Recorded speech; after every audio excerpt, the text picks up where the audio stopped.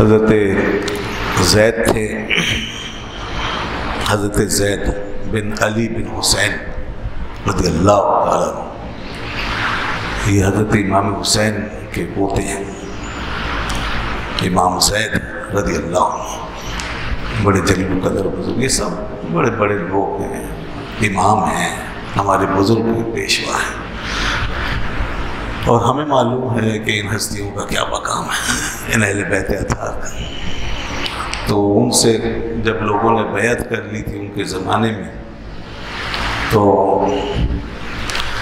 اس کے بعد کہا تھا کہ اب ہماری ایک شرط ہے، آپ کی بیعت پر ہم قائم رہیں گے مگر ایک شرط پر۔ کہا وہ کیا؟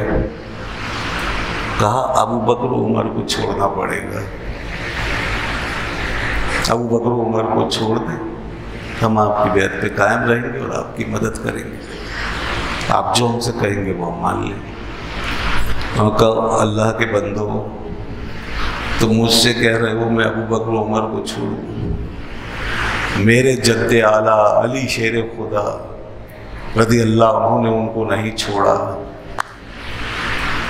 ان کے ساتھ ساتھ رہے، ان سے محبت کی اور ان کے مشیر بنے رہے، اور امور سلطنت میں، امور خلافت میں ان کو کے ساتھ ساتھ چلتے رہے، بیعت بھی کی، حمایت بھی کی، مشورہ بھی دیا، تو وہ تو ہمیشہ ساتھ ساتھ رہے، اور میں ابو بکر و عمر کو چھوڑ دوں؟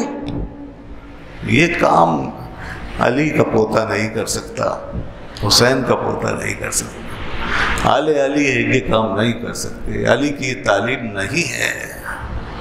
ان کا اچھا اگر آپ ابو بکر و عمر کو نہیں چھوڑ سکتے اور ان کو برا بھلا نہیں کہتے تو پھر یہ اپنی بیعت واپس لیجئے، ہم چلیں۔ کہا جاؤ جاؤ جہاں چاہو، منہ کالا کرو،